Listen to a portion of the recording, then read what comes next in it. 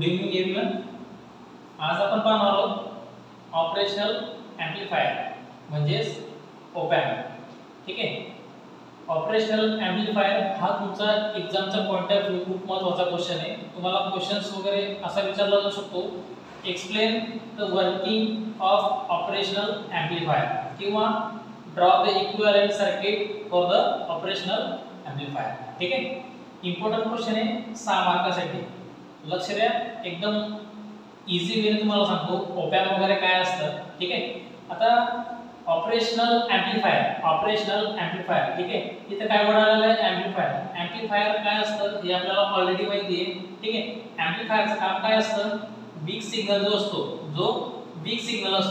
त्या वीक सिग्नलला strong signal मध्ये कन्वर्ट करायचं काम कोण करतं, एम्प्लीफायर करतं. ठीक आहे. हा जो एक आहे हा वीक सिग्नल आहे. एम्प्लीफायर लावून आपण काय केलेलं आहे, याला स्ट्रॉंग सिग्नल केलेलं आहे. स्ट्रॉंग सिग्नल करणं म्हणजे काय माहिती आहे का, या सिग्नलचा बघा हा जो आहे एम्प्लिट्यूड जो असणार आहे हा एम्प्लिट्यूड आपण इन्क्रीज करतो. ठीक आहे. हे झालं एम्प्लीफायर बद्दल. हा काय आपला नॉर्मल एम्प्लीफायर आणि ऑपरेशनल एम्प्लीफायर मध्ये काय फरक आहे माहिती आहे का. नॉर्मल एम्प्लीफायर मध्ये फक्त एकच इनपुट असतं. ठीक आहे.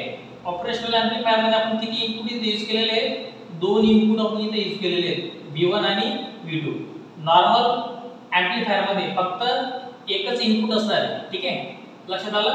आणि दोघांमध्ये काय फरक आहे माहिती का, अजून जे आपलं नॉर्मल एम्प्लीफायर असतं ते एका टायमाला फक्त एकच ऑपरेशन वगैरे करू शकतं ते. ठीक आहे. नॉर्मल एम्प्लीफायर एका टायमाला फक्त एकच ऑपरेशन करू शकतं. ऑपरेशनल एम्प्लीफायर म्हणजे काय माहिती का, हे बघा ऑपरेशनल म्हणजे काय, मल्टिपल. ऑपरेशनल एम्प्लीफायर जो असणार आहे हा मल्टिपल परफॉर्म करू शकतो एका टायमाला. लक्षात आलं का. ऑपरेशनल एम्प्लीफायर जो असणार आहे हा मल्टिपल ऑपरेशन परफॉर्म करू शकतो. ठीक आहे. परफॉर्म म्हणजे कोणकोणते ऑपरेशन परफॉर्म करू शकतो, तो त्याचा यूज कुठे होतो बघा. Amplifier AC and DC signal, AC आणि डीसी सिग्नलला एम्प्लीफाय करण्यासाठी आपण याचा यूज करतो. 2 नंबर बघा ऍड 2 सिग्नल, 2 सिग्नल आपण त्याच्यात ऍड करू शकतो. नंतर बघा आपण सिग्नल मध्ये आपण कंपॅरिझन सुद्धा करू शकतो आपण. ठीक आहे. सिग्नल मध्ये आपण कंपॅरिझन सुद्धा करू शकतो. आणि बघा इथं ऑक्सिलेटर मध्ये सुद्धा आपण त्याचा यूज करू शकतो. समजलं.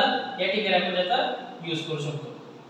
हा बघा हा बेसिक सिम्बॉल आहे ऑपरेशनल एम्प्लीफायरचा.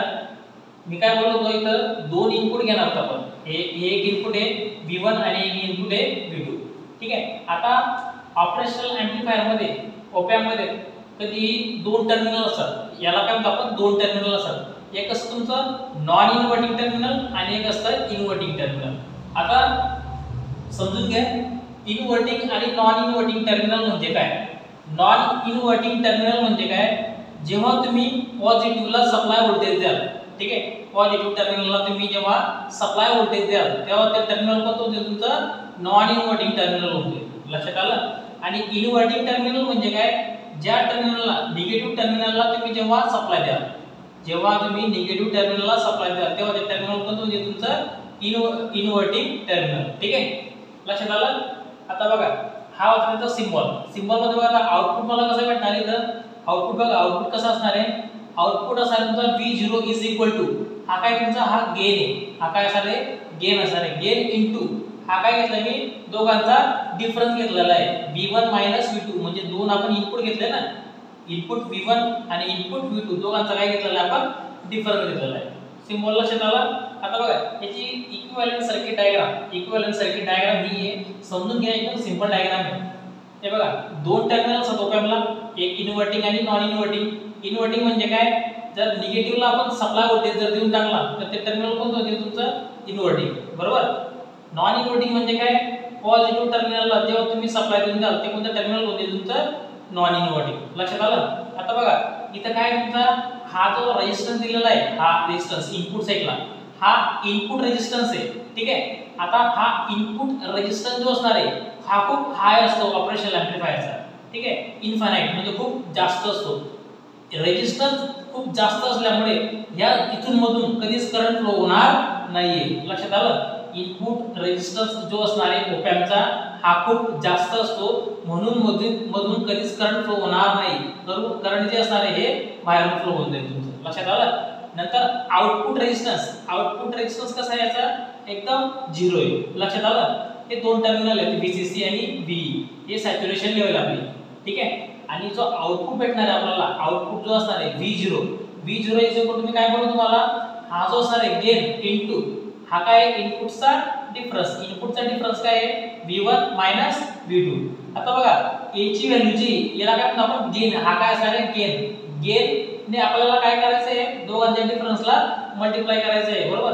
दोघांच्या डिफरन्सला मल्टिप्लाय जर केलं, गेनची जी व्हॅल्यू असणार आहे आपली किती आहे 10⁵ टू 10⁶, म्हणजे किती, हा जो गेन आहे हा आपल्याला तो सिग्नल एम्प्लिफाय करून देईल, हा स्ट्रॉंग सिग्नल तो किती पटीने असेल, हा तुमचा 1 लाख ते 10 लाखाच्या पटीने हा तुम्हाला स्ट्रॉंग सिग्नल क्रिएट करून देईल, म्हणजे एम्प्लिफाय करून देईल.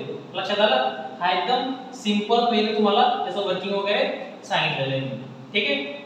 आता हे त्याच्या आयडियल कॅरेक्टरिस्टिक्स आहेत, हे तुम्हाला एक्झामचा पॉइंट ऑफ व्ह्यू तुम्हाला लिहायचे आहे. ते आयडियल ओपॅम्पमध्ये आयडियल ओपॅम्पच्या कॅरेक्टरिस्टिक्स मध्ये मी आता सांगितलं, इनपुट रेजिस्टन्स कसा असणार एकदम हाय असणार आहे, म्हणून याच्यातून करंट फ्लो होत नाही. आउटपुट रेजिस्टन्स कसा असणार आहे याचा 0 असणार आहे. बँडविड्थ कशी असणार आहे याची इन्फिनाइट असणार आहे. स्लीव रेट कसा असणार आहे इन्फिनाइट असणार आहे. आणि हे जे लास्ट आहे हे काय CMRR म्हणजे काय कॉमन मोड रिजेक्शन रेशो कसा असणार आहे याचा इन्फिनाइट असणार आहे. लक्षात आलं. नेक्स्ट लेक्चरला आपण दुसरा टॉपिक वगैरे कव्हर करू. व्हिडिओ जर आवडला असेल तर लाईक आणि सबस्क्राइब करा. थँक्यू.